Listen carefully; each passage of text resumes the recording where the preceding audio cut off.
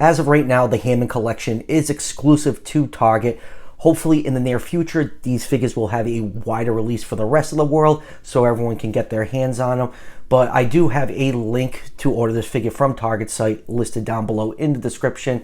Now, at the time of this review, this is just a couple days before April 17th. These figures officially release on that date, but if you find them early in stores like I just did, they are not register locked. You'll have no problem purchasing this at the register if you do happen to find one.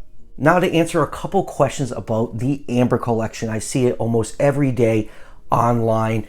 Yes, the Amber collection is dead. It's done. It's extinct. The Hammond collection is meant to replace it. The Hammond collection is going to have more synergy with the main line since these figures are in scale with most of the figures available. So yeah, Mattel did a lot of collectors dirty with the Amber collection. You know, I was really excited for it. You know, 6-inch line, meant for collectors, and you know, it came out. First couple Raptors were great. The few Raptors after that, you kind of got sick of it. Yeah, they threw in a couple other species. I think the Dilophosaurus figure is great. The Pteranodon and the last figure that they released, the JP3 Raptor, were really good. But I never felt like the line was ever going to feel complete. I just didn't think they were ever going to tackle larger species, and I kind of feel like they wasted, you know, 2 years of our time and money just to cancel the line. So I kind of ditched out on the line near the end. I only picked up a couple select figures. Obviously, if you just check the playlist on this channel, I did not review a lot of Amber collection figures. I just always had a bad feeling in the back of my mind that they weren't fully going to support it. You know, it came out, and then there was, you know, weird exclusive like, oh yes, they're only available in store at Target, but you can also find them at GameStop. Oh, this one's exclusive at Entertainment Earth, and this one. It was all over the place. It just wasn't marketed well, and I kind of felt like Mattel wanted it to fail, but this is what they should have done from the start. You know, 1/18 scale is a good scale. 1/12 scale, if you're going to do any of the larger species, it would be extremely, extremely expensive. So I'm glad that they went to this size scale. I just really, really wish that they did this from the start. So, a toast to the Amber collection. Just like a Vegas hooker, you were fun for 5 minutes and then you quickly became a waste of time and money.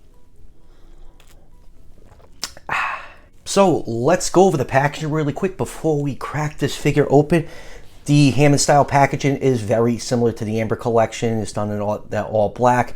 You do have the slightly raised T-Rex logo on the side of the packaging. We have the new logo down here with the Amber on John Hammond's cane with his silhouette in the middle of it. You have Baryonyx on the side of the box. Now it feels like the box is like styled after like the animals in a cage.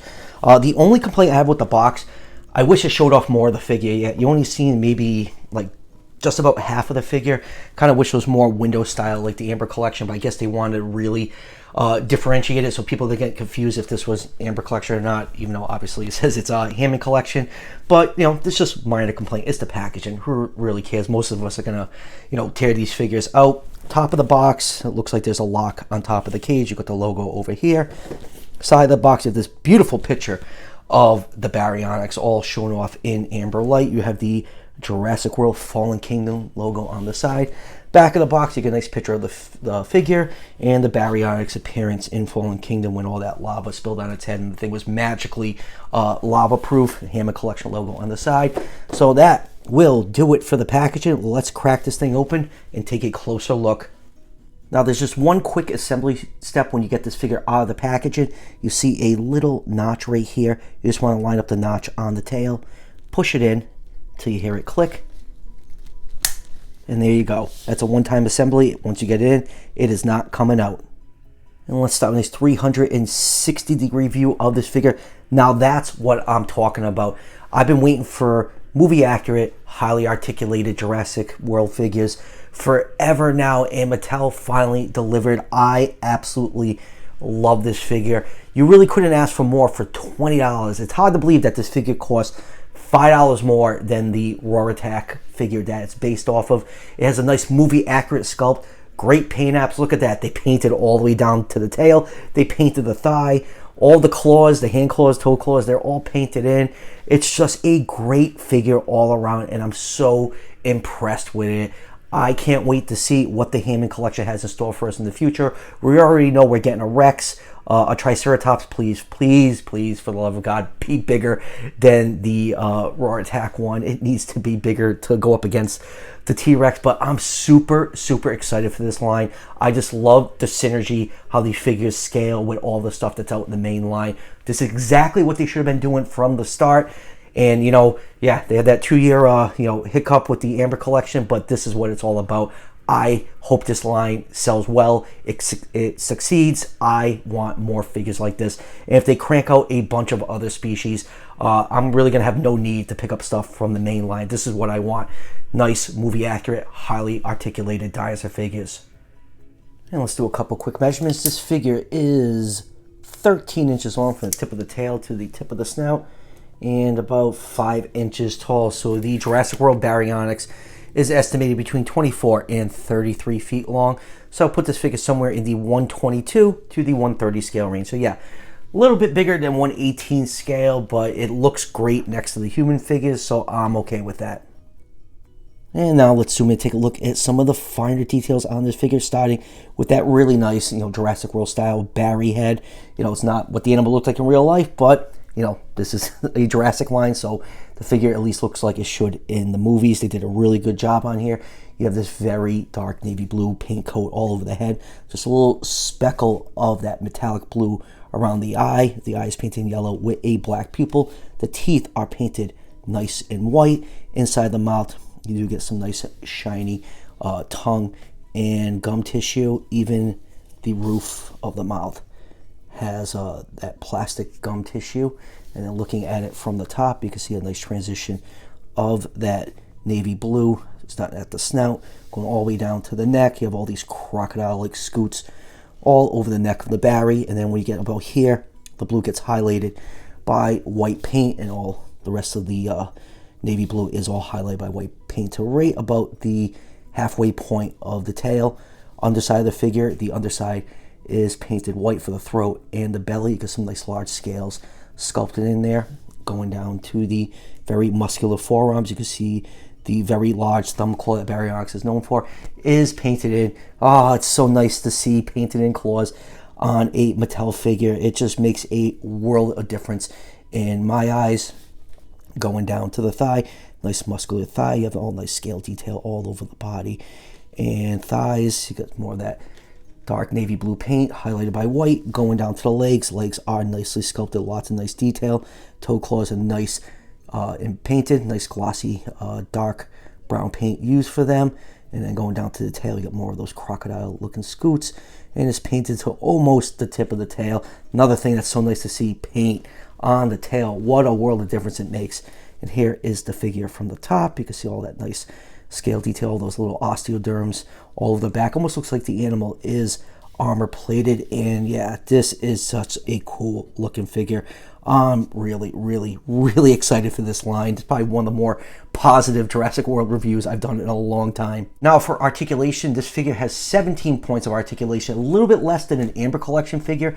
Like I said, for $20, $5 more than the Roar Attack version. That is a lot of articulation. So the mouth can open up that far, and then there's another hinge on the top right here to let the mouth open up a little bit wider. You do have a joint at the back of the head that allows the head to look up, look down, and turn side to side. Going down to the neck, you get that much upward movement and that much forward movement. I wish it kind of can go down a little bit more, but that's pretty much all you can get out of it. From the front, you do get some nice side to side movement with that neck joint. Going down to the arms can move 360 degrees. You do have a hinge that allows you to swing them out. You get about 90 degrees at the elbows, but it's also on a hinge, allows you to swing forward. Kind of wish there was an articulation joint for the hands. Not a big deal. Like I said, $20, you really can't ask for more with this figure. Going down to the legs can move forwards and backwards. The hip joint on this figure really, really tight. Knee can move forwards and backwards that far at the ankle.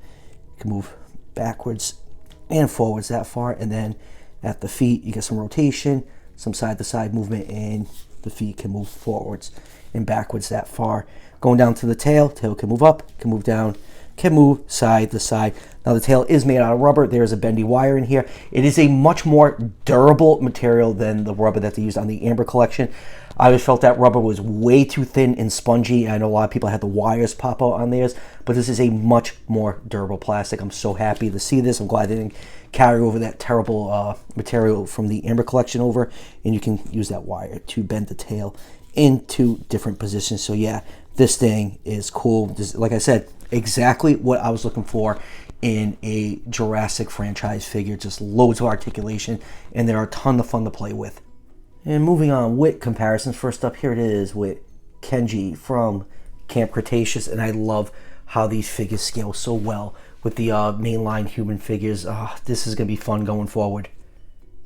And next up here it is with the Baryonyx trio from Camp Cretaceous, and just look how far superior this Hammond Collection 1 is to them. Like I said, this has cost $5 more than these. Yes, these have gimmicks and electronic sounds and stuff, so you know, obviously articulation would be very limited, but look like the difference it makes. This has painted claws. None of these have painted hand claws. Some don't even have painted toe claws.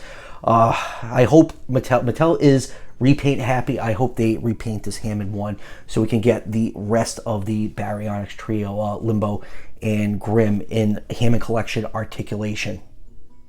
And let's take out a couple of Raptors. Here it is with the Raptor from the Kitchen Encounter set. Now we are getting a Hammond Collection JP1 Raptor. A couple people already found them in stores. Once the 17th rolls around, you will be able to purchase it. I'm really looking forward to that figure. We also have Ian Malcolm coming and a couple other species. And let's take out an Amber Collection figure. Here it is with Blue. Now the Amber Collection dinos used to cost around $30. Yes, there's a few more paint apps on here to kind of justify that higher cost and a couple more points of articulation. But, you know, God, I love this line already. It's my only figure I have in it, and I'm just really, really excited for the future of it. And next up here it is with the new Dominion T-Rex, and we are getting a fully articulated T-Rex figure in the Hammond Collection. I just hope the paint apps are really good. I want a nice accurate looking Rexy figure, because if that thing lives up to my expectations, it will probably be the last Mattel Rex figure I ever buy of Rexy. And lastly, let's take out another highly articulated dinosaur figure. This is from Beast of the Mesozoic. If you've been a fan of this channel, you know I absolutely love these figures. Large, highly articulated, accurate dinosaur figures, and you know, they're all around roughly 1/18 scale, so there can be some nice fun synergy with the Hammond Collection if you want to, you know, mess around with them with your Beast of the Mesozoic figure. What a golden time we live in for dinosaur collecting. So final thoughts on the Hammond Collection Baryonyx. I absolutely love this figure. I have no complaints about it. It's exactly what I've been looking for a very long time. Just nice, highly articulated movie dinosaurs, and just check out the articulation. You know, this thing's pretty much hunched over forward and is balancing really well. Yes, the feet are a little bit oversized, but you're never gonna get these figures to stand if you didn't make that compromise. So yeah, this thing is just absolutely amazing, and I can't wait to get my hands on the Parasaurolophus and all the other figures coming out in the line. I'm stoked for this. And like I said at the beginning of the review, the Hammond Collection as of right now is only exclusive to Target stores in the US. Hopefully Mattel figures out a way to get these figures to the rest of the world, because I hate hearing about, you know, exclusives suck. We all know they suck. They're a pain in the butt. You know, I collect a lot of other toy lines, and I hate chasing down exclusives. So hopefully these figures are readily available and easy to find, and I hope everyone can get a chance to enjoy them. Meantime, that link to order these figures from Target is down below in the description. So that will do it for the review. I still have, you know, the rest of those other Dominion figures I found the other day to review.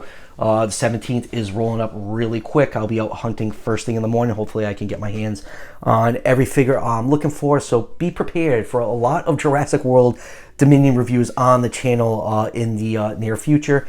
And as always, if you're enjoying the content on this channel, show your support by hitting that subscription button just below the video. Each subscription helps out the channel tremendously and is greatly appreciated. And I'll see you guys for the next one.